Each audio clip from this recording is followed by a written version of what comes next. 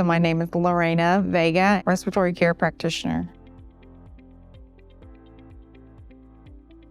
I'm a respiratory therapist, which is respiratory care practitioner.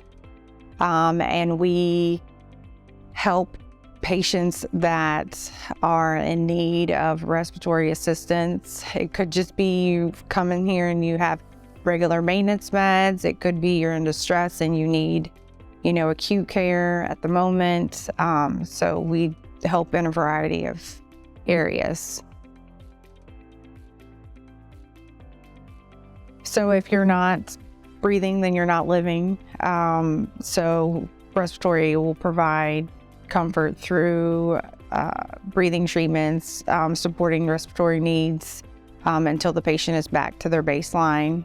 I'm sure not feeling like you can breathe is very scary. So us being able to just comfort and get them to where they're either relaxed and just being able to breathe back to normal.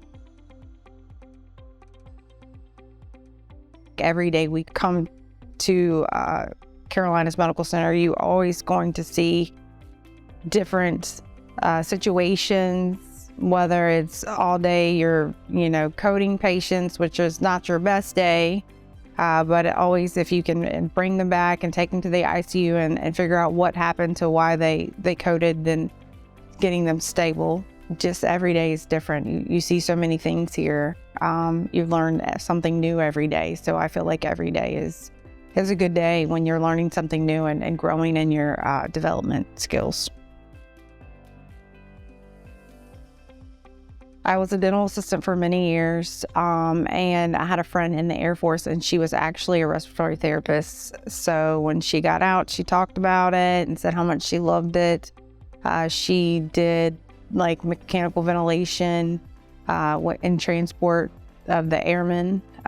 So I looked into it. It was actually at my community college, and I just enrolled and I got accepted and went from there. The program was pretty difficult.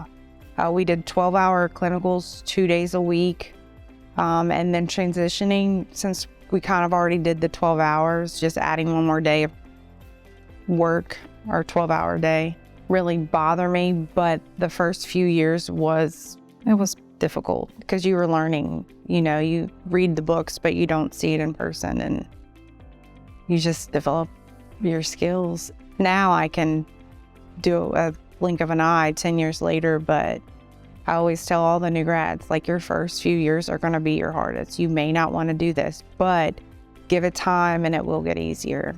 It just takes time.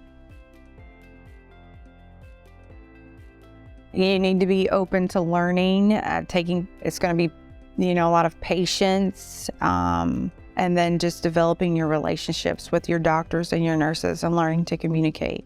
I think those all play a big role in developing your critical thinking skills as a new grad. It never gets old.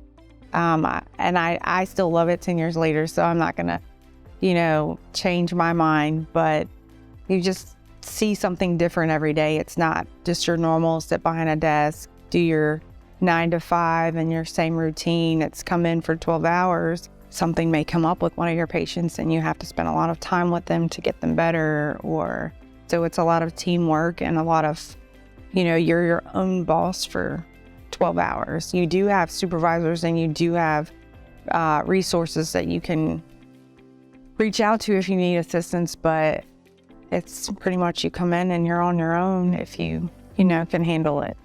So I love it here. The doctors are awesome, whether it's your trauma docs, your MICU doctors.